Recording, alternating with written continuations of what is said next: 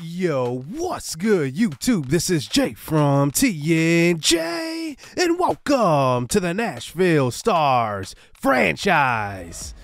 Today, we will end the regular season here in the MLB, at the MLB level, I should say. And I think we should just start looking at the future. I think we've made a couple of trades that have set us up nicely, and going into, the off season, I think we're really going to need to focus on bringing in a star. I'm not sure who. So I decided to go and go into the player search and find guys that are likely going to be free agents. Some of these guys are due arbitration, but a lot of these guys actually are going to be free agents. Like Jacob deGrom is going to be a unrestricted free agent. Jose Ramirez is going to be unrestricted free agent. Rafael Devers is one of the guys who's going to be unrestricted. That's a guy that I'm definitely looking after. And looking at, how our contracts look, we're expected to have a bigger player budget going into next year. We had $60 million going into this offseason. It's expected to be raised by $10 million. So we will have a $70 million budget. It will kind of stay right there. I think that's the sweet spot that the ownership is going to give us. And looking at who is due, another contract or going to hit free agency or at least hitting an arbitration year that may be overpaid, there are a couple of guys like Dominic Smith, for example. I'm pretty sure I'm just going to release him outright, not renew his contract, let him hit free agency. I want to respect guys like that. I'm not going to hold on to them. I'm going to let them go, let them hit free agency, get their contract, especially freeing up that money to, give to other guys in free agency. One guy that's struggling so far, who was our top prospect coming into this season, was John Dumont. He was the player of the year, and kind of the tale of two tapes here with Troy Quincy having a phenomenal year. Third in the AL in strikeouts with 170, and he trails behind only two pitchers, including Shohei Ohtani. But Troy Quincy doesn't have a great whip, but 15 quality starts and a 3.2 WAR. His FIP isn't the greatest, but I kind of compare that to Shohei Ohtani. I mean, it's only 4 more quality starts that Ohtani has, but Ohtani is likely headed to another MVP here because, just look at him. 17-1. Just ridiculous. ERA is at 1.82. Just having a phenomenal year. And one guy that's having a phenomenal year for us is Odubel Herrera. How about this signing, though? And he is declining. I plan on actually fixing his rating so that he's not declining. This isn't a decline year for him. He's our mentor, and we're going to have him as Season 2's mentor. And we will kind of do it a little differently this time. We will spin the wheel. We added a logo to it. If it landed on the logo, that would have been +3 in potential for all of the outfielders. So first season, it was Miguel Rojas. This season, it is Odubel Herrera. So all outfielders under the age of 25 will get a +3 in contact and vision. Now, one other thing I'm doing is for the other divisional teams, to make it fair, I'm making it so they have a mentor as well. So Giancarlo Stanton, for example, was the Yankees. His best attribute is power. So all outfielders in their organization get +3 in power under the age of 25. Wander Franco is already under the age of 25. So does Vladimir Guerrero Jr. So the Blue Jays prospects, the corner infielders, I will make it like that, will get +3 in power, as Vladimir Guerrero Jr.'s best attribute is power. So I want to go down to the AAA level and check out some of our young pitchers, because we're going to need to get an idea of what we're going to do hitting free agency and who we're going to keep around. And I'm looking at our pitching rotation, at least the top 5 pitchers in the organization. We have a couple of them that are in the minors still, and one is who we're going to check out right now. The other is Steven Brennan, our #1 overall pick, but he's definitely not ready for the show right now. So we will check out Matthew Thompson at the AAA level. He has a chance to be in the rotation starting next year. I'm not sure when. I don't know if he's going to make opening day, but I guess we'll have to see. Facing John Berti at the plate with the Buffalo Bisons as we check out a start here, as this is going to be attempting for his 8th win of the year. Thompson nails the corner right there with a changeup. Got him looking. 2 outs. It brings up DJ Stewart, hitting 275 inside fastball. Strike 3. One thing I love about the AAA level is that this is a good measurement stick of how they will kind of do in the MLB, because a lot of these batters that these pitchers face are MLB talent level guys. But Matthew Thompson gives up a single here with 1 out to start the second inning. As that brings up the 6th hitter, Sebastian Espino. He hits one to the right side. That one will get through the infield.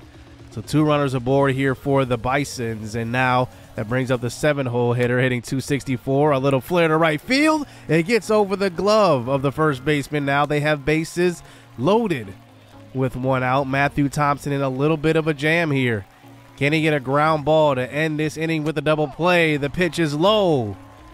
In ball 4, Matthew Thompson walks in the first run of the game, and Buffalo takes the 1-0 lead.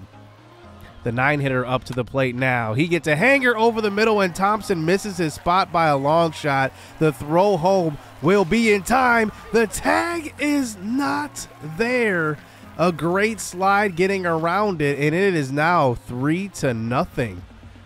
John Bertie, the leadoff hitter, back at the plate. He hits one to short. Ground ball. It's going to be a double play.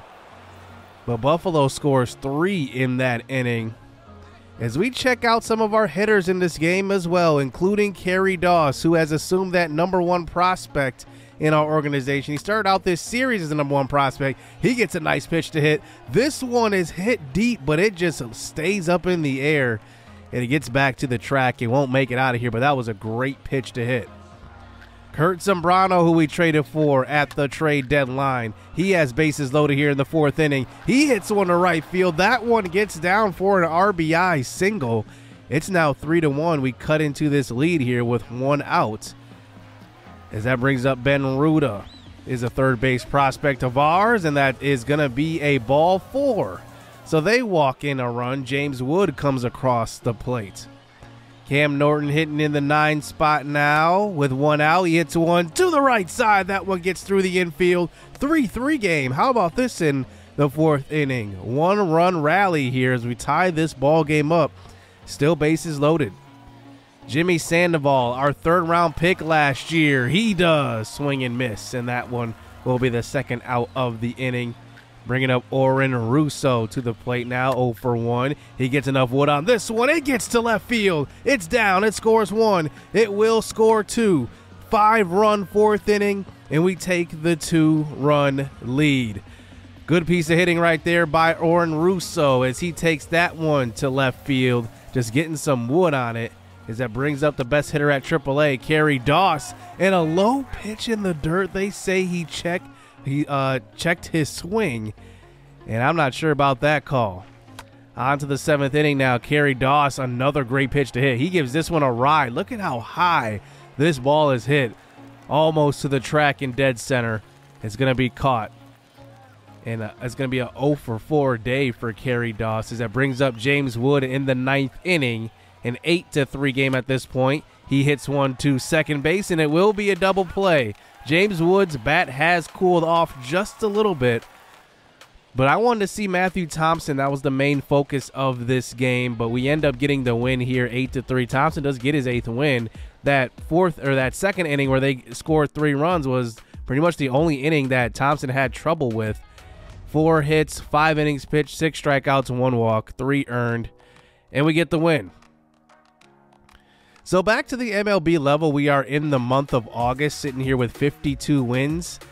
We end up simming a few games in August, getting to the last week of the month, and we get to 56 and 73, about 17 games under 500. And you could just see, like, we're just kind of a middle of the pack team. The funny thing is, every time that our rookie, Troy Quincy, pitches, we get a win. 7 innings pitched in this one, winning 9-4. 5 strikeouts, 5 walks, though. It wasn't the greatest of games, and he gave up 3 hits. So I want to check out somebody else who is supposed to be one of our, rotational guys that we've been building around, Eleazar Hernandez. His potential has went down. I'm just looking at his numbers, and, they're not great, but they're absolutely not bad. He had 17 quality starts last year. Obviously, he's having maybe a down year this year, but I don't think that warrants his potential going down. That kind of sucks because I definitely wanted to kind of build with Eleazar and Troy Quincy in the rotation. So let's just check out what he does in real action facing the Yankees. Here he gives up a grand slam in the 4th inning. It's 5-2 in favor of the Yankees, and they just continue to shell him. So we had to pull him in the 5th inning. Not a good outing here for Eleazar. And just looking at, how our team is doing this year, I need pitching now. I initially thought that our hitting was doing so poorly, but now I'm starting to see that maybe right now Troy Quincy is our only formidable starter. I mean, he's only our really only our guy that we can put on the mound and say, hey, we're going to get a win in this game possibly.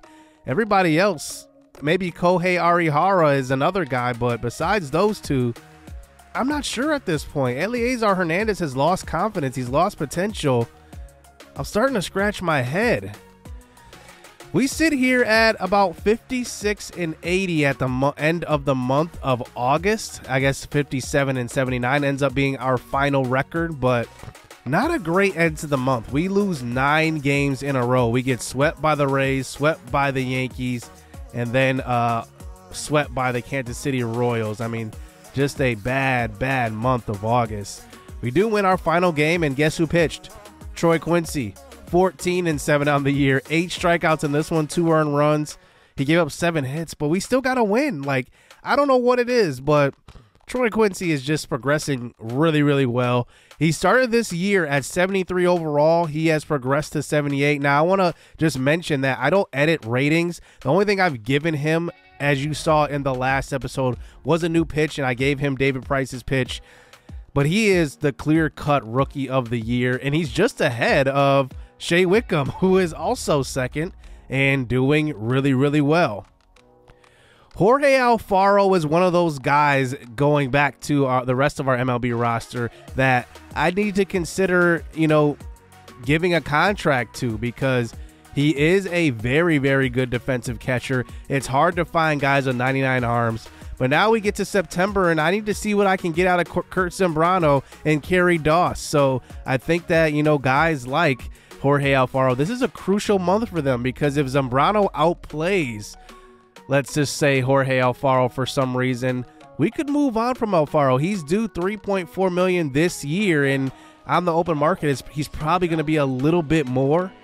So if we want to extend him, we got to make that decision on him soon. So now we head into the month of September. I decide to move up Carrie Doss for our September call-ups, at least to just get him some MLB at-bats. He hit 294 at the AAA level, 884 OPS, which is pretty good. It's above average, and I like what I see from him. I want to see if he can do it at the MLB level. I don't want to, judge everything off of one game, but I at least want to see him in action. And we will face the Seattle Mariners, who are fighting for a playoff spot also. So we are playing a playoff team right now. So this is kind of a good measuring stick to see where we kind of line up.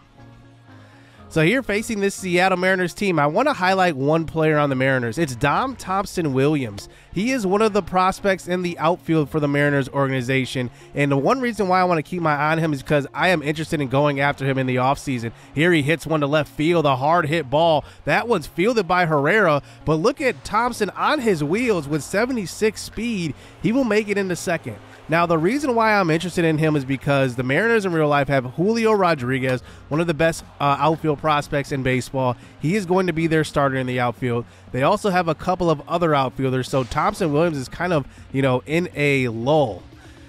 Kyle Lewis is the starter in center field for the Mariners, so there's not a lot of outfield spots. But here Thompson Williams tries to swipe third. He's going to get thrown out easily.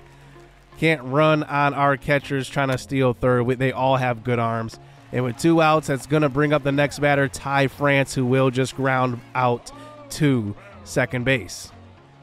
Here's our lineup going into this game with averages. Shea Wickham is leading our team in average at 282. Abdul Herrera is our best hitter, though. His OPS is high in the 800s. He's hitting excellently.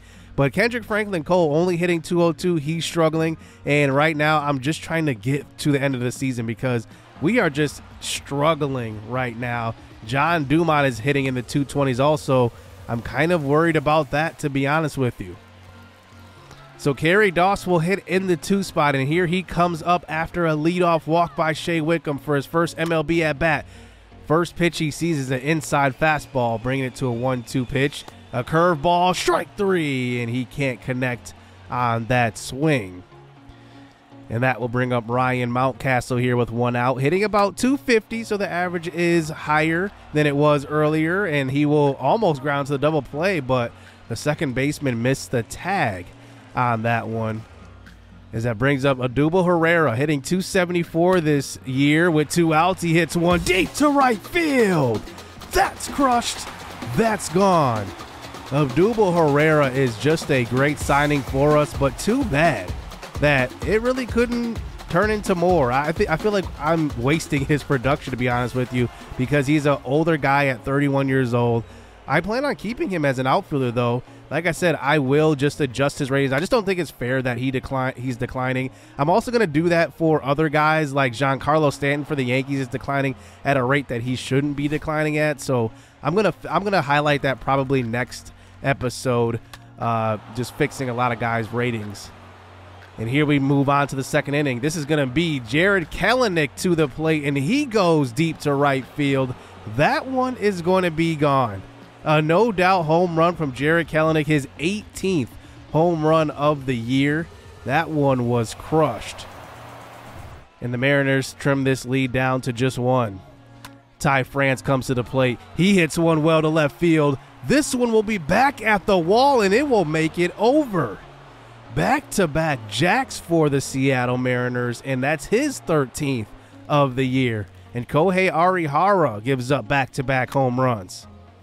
That brings up Abraham Toro to the plate. He hits one up the middle. How did he get wood on that one? That was an inside slider way out of the zone. He just stuck his bat out and got a base hit. Luis Torrens to the plate. That one will be a swinging strike 3. 1 out in the inning. Dylan Moore at the plate. I think he's supposed to be a free agent this coming off season. He swings and misses. And that brings up J.P. Crawford, who will also be a free agent.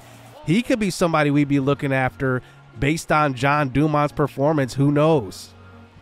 Guys on first and second. Dom Thompson-Williams back at the plate. He gets one low, and we're going to load up the bases here in the second inning for the best hitter on their team. Kyle Lewis hitting .319 this year, and he just pops one up in shallow left center field. There's a big reason why the Mariners are good this year, and Kyle Lewis is a big reason. He is the front runner for Silver Slugger in the AL for an outfielder spot as well. On to the third inning. This is going to bring up Ryan Mountcastle, hitting about .250 this year. I definitely want to see that higher, but at least he got it back up. Herrera hitting the ball extremely well. Dead eye up the middle. And now we have runners on first and second here with 2 outs. That's going to bring up KFC, Kendrick Franklin Cole, who is down in the 212s in average, 2 teens, I should say. He gets an inside pitch, and this one just gets up the middle. It's going to be an RBI single. The runner will advance to third. Herrera will be safe, and a 3-2 lead here for the Nashville Stars. Kendrick Franklin Cole doing his thing. And look at that, just getting any type of wood on that one does the job. Buddha Bless at the plate now. One of the guys we moved up. He gets a wild pitch in the dirt. It gets all the way back to the backstop. And we will try to score Herrera. That's not going to work. That one ends the inning, but here is Bless back at the plate to start the fourth. And he gets a nice hit to left field, and he starts out the fourth inning with a single. Wilson Ramos at the plate. I signed him as a veteran catcher because I didn't want to move up Kurt Zambrano at the time. He hits one deep to center field. But Kyle Lewis with some good range, he does field that one over the shoulder catch. And that's a clean out right there. 2 outs, bringing up Victor Robles to the plate. He hits one down the left field line. That one is fair. That one hit the chalk.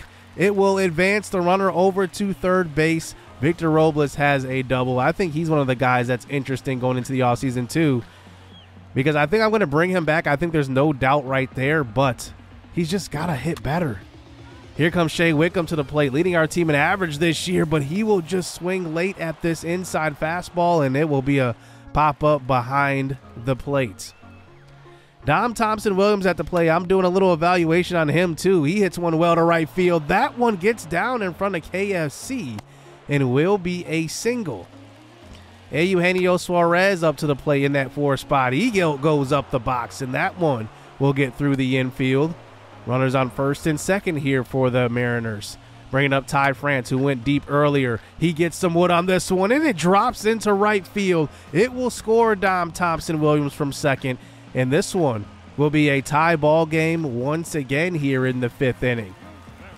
We decide to pull Kohei. He has given up way too many hits for my liking. We bring in Yasmiro Petit, the 38-year-old relief pitcher who's absolutely lights out this year. He comes in and gets Toro to swing at an outside changeup for the strike 3. I love Petit, but he's 38 years old, 69 or 68 overall. It makes sense to bring him back because he's so cheap and he is very, very productive, but man, I just wish he was so much younger. He's been such a good relief pitcher for us. Carrie Doss comes to the plate and hits one to the pitcher, and the pitcher cannot make an accurate throw. But now that brings up Herrera, who gets an excellent pitch to hit. I thought that one was going to be grooved over the wall, but instead it's a fly out to short right field. KFC to the plate now with 2 outs. Can he get a nice pitch to hit? He does. Good timing and everything, and it's just a lazy fly ball to Kyle Lewis in center field. I don't know what's up with Kendrick Franklin Cole, but he is kind of struggling, to be honest with you. We've kind of seen this kind of trend with our top prospects. John Dumont, KFC. They came up and they have been struggling pretty badly. So we will have to kind of evaluate them. But guys like Buddha Bless have come up and hit the ball well. He comes up to the plate here in the bottom of the 9th inning, but it's just a fly ball. But he's hitting around 240. I don't want to say that's great, but it's not as bad as KFC. Even Colin Ozuna is hitting the ball pretty well, and he was a guy that was one of our, I'm going to call him minor league decliners instead of minor league busts, because you're not really a bust, you're just a decliner. On to the extras here. Carrie Doss for his 5th at-bat of the game. This one will be a chopper to short, and he just does not have the speed to beat that one out. And we're going on to the 11th inning. Odubel Herrera, he is the only one doing something today. He goes to left field. That one will be his 3rd hit of the game. KFC is 1 for 4 today. He has an RBI as well. He gets a nice pitch. Hey, this one's deep to right field. It's going to get to the wall, but it gets run down by Thompson Williams playing in right field. And they're going to double up Herrera. I thought that was the game. And now we move on to the top of the 13th inning here. Jose Ruiz, top of the 12th inning. Jose Ruiz comes in relief. He gets one to fly out to right field, and this one will end this inning. With runners on first and second, the Mariners couldn't do much either.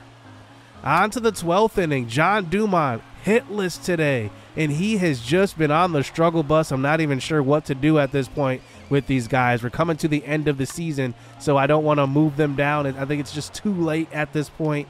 Wilson Ramos, he comes up. It's a ground ball to second. On to the 13th.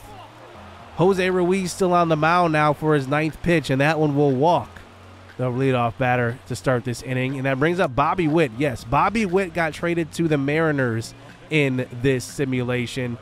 Bringing up Dom Thompson Williams to the plate now with men on first and second after 2 walks in a row. And now the Mariners have runners in scoring position with their best hitter on the team coming up. I'm not even going to pitch to him at all. I don't want any part of Kyle Lewis right now. It can easily be a 3-run dinger. As that brings up Eugenio Suarez, 1 for 6 today. I'm hoping for a ground ball. He does not have great speed. 1 out. He gets a hanger over the middle. It's a hard ground ball. It's knocked down by Buddha Bless, but a throw on to first will get the runner, but a run will come across to score 4-3 in the Mariners' favor. David Price comes in to face Kelenic, and he will get him to swing and miss. And we'll see what happens here in the bottom of the 13th. Now we had to answer back. Victor Robles at the plate. A low slider, and he tries to check his swing. He will not hold it up. Shea Wickham to the plate now. 1 out. He can't connect. He had good timing on that swing and everything. Just swung and missed. And now Carrie Doss, 0 for 5 today. Make it 0 for 6. The Mariners come into our building and get the win. And it's just not a good sign for Nashville going forward. I know we weren't expected to compete really this year, but it seems like we're doing pretty much the same as last year. I think there's a big difference though between this year and last year because we have moved up more young guys. We had a chance to like build this team up for 1 year, and we're not expected to compete. But still, I'm disappointed with the production of our young guys, the guys that we called up, kind of like John Dumont hitting in the 220s. The one guy I'm happy with is Troy Quincy, obviously our second-round pick, who went straight to the pros. But he has been the one bright spot. We will talk about all of these guys in a little bit. But we get through the month of September also because I just want to get through this season, get to the offseason, start building this team up. Next year, I will spend a lot more episodes in the season. But as we get to the month of September, we find out our AAA affiliate is going to make the postseason. So they finished with a record of 80-70. They snag one of those wild card spots. So next episode, I will actually play the AAA playoffs in its entirety. I'm excited for that because that's going to be an exciting episode. I want to see what I can do with the AAA team, at least with our prospects. Check them out a little closer because our MLB team is doing absolutely terrible. I decided to move down Carrie Doss. I wanted to see what he can do, and he actually did pretty well. 250. I wouldn't say that's great, obviously, but OPS at about 700 or so. Not great, but I at least wanted him to see some MLB pitching. He will go back down to AAA for the playoffs because that's where he played most of the year. He is likely going to be the minor league player of the year, so he will get another boost. The Stars finished 66-94, and like I said, it was just pretty much the same as last year. I forgot what our record was last year. I can probably look this up really quick, but we will finish with the sixth worst record, which will land us with the number 6 pick in the draft for the second straight year. So like I said, we didn't get better. We didn't really get worse. We at least got to see our team play, but we actually did get worse with wins and losses. Last year we finished 72-90. So six less wins this year than last. And I guess it's kind of expected when we move to kind of a youth movement. We need to kind of get better or kind of get worse before we get better, to be honest with you. Still building up this team, but I think, you know, a big goal of mine is to bring in a big contract, whoever that's going to be, whether it's Rafael Devers, who I really, really have my eye on. It could be a pitcher, let's just say Julio Urias from the Dodgers. He could come over. It could be a big veteran who comes in. Who knows? I think right now we need a face of Nashville, and I think that Herrera could be it, but his ratings don't say that. So I think he's a very good hitter, but, you know, I think I need another guy. He's making $6 million, which is, I think, a bargain for Herrera the way he's hitting. So I'm hoping that next year I can take advantage of that. And like I said, I'm going to fix his ratings as well. Ryan Mountcastle, we did kind of overpay for. Based on his production, he finished 256 average, the second highest OPS on the team. He is getting better, though, so we will see what he does next year. And I think what happens with a lot of these guys is it depends on their team success, how well they're doing, too. And looking at him, he's been kind of a 255 hitter in his career. His career average is 264, but in his first full season with the Baltimore Orioles, he hit 255. This year, 256. I think Colin Ozuna is interesting. I don't know exactly what his role is going to be on this team, but I like him as a player as a whole. I mean, he is pretty good. OPS is at about 720, which is average, but actually not bad for a guy that I did not have high expectations for. He only had one error the entire season. He didn't play a full season up here, but he played about over half a season. And he hit really well. But look at his attributes. I mean, they are all going up, even his defensive ones. So I just want you guys to keep your eye on Colin Ozuna. There could be a chance that he could be a platoon starter. And if he really outshined, he could really be a true starter. I don't know. Shea Wickham absolutely tore the cover off the baseball. Now, what I want to see from him next year is extra base hits. That's what he's got to do. He's getting on base at a pretty good clip. Average at 277. I want to see him walk more too, but we'll see. Now, I think the biggest question mark going into this offseason is what are we going to do with Jorge Alfaro? Because at 81 overall in beat potential, he went up. He's going up in overall, and he's 29 years old for a catcher. That's not bad. that arm at 99 is tough to deny, and I'm going to need to make a decision. Let me know down in the comment section what you guys think I should do. Dominic Smith is due one more arbitration year, but I'm going to release him because $3.9 million, I can use that for another contract, at least to another player, a star I can bring in, and I just don't think Dom Smith is worth $4 million to bat only 231 with a 672 OPS. I think that's pretty bad. Buda Bless showed me some things. I think he's going to be a good depth infielder. I'm not sure, what his ceiling is, but I definitely see him as a platoon player because his contact versus right is pretty good. And I think that third base is going to be an interesting position because we could have Tyson King battling there. Who knows what Shea Whitcomb's going to be at next year. I don't know if he's going to be our third baseman, second baseman, shortstop even, because John Dumont might have to go down to the minors or be kind of a bench bat. Who knows? I'm not exactly sure. Victor Robles in center field, back to his old ways, hitting 235 with a 290 on base percentage. Absolutely had his worst year of his career as far as on base percentage goes. I'm not sure what to do with him, but his fielding is just so good. I can't let him go right now. Kendrick Franklin Cole, I still have high hopes for. He had about a half a season of at-bats, hit 226. I'm not going to be too down on KFC because I know how good of a hitter he is. He's going to be better. I'm not really too concerned with it. Kurt Zambrano hit 222 and 27 at-bats. We'll see if he ends up at the MLB level to start next year. He is a high overall catcher, but I have a few catchers in mind in our organization that could be starters next year, including Brian Lacker, who was at the AAA level. You will see him next episode. John Dumont is probably the biggest disappointment. I thought he would be in contention for Rookie of the Year, but he is not that. He led the MLB in at-bats this year, playing 151 games, 230 average, 279 on base percentage, not stealing a lot of, well, he stole 22 bases, but still, I feel like he could have stole a lot more if he would have got on base at a higher clip as well. He ended the year with a flame, so I guess he was on a kind of a hot streak, so I guess that's okay. Michael Rock, I'm definitely probably not going to have him on the MLB roster next year. He was just a depth guy coming into this year. Justin Wood as well. I tried him out. I just don't think right now he is a MLB player. But who knows? Everybody gets their shot once again. But hitting below 200, you pretty much only get one shot to make it, and I don't see it here for Justin Wood. I definitely don't see it for Monty Harrison. We had him in the Rule 5 draft. I'm going to drop him or release him to free agency more than likely. I might move him down. I guess we'll see.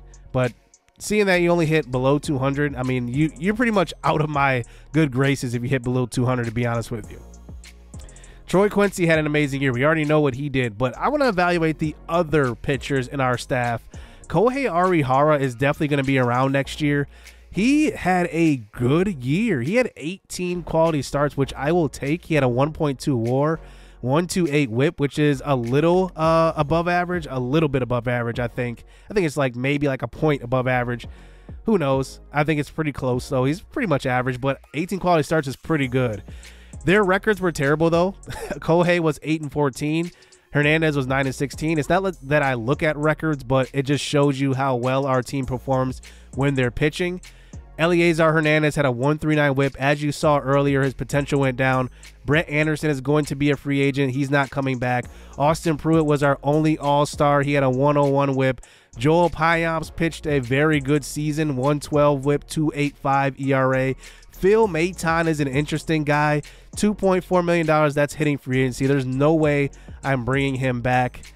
Just interesting. Our highest rated relief pitcher was probably our worst one.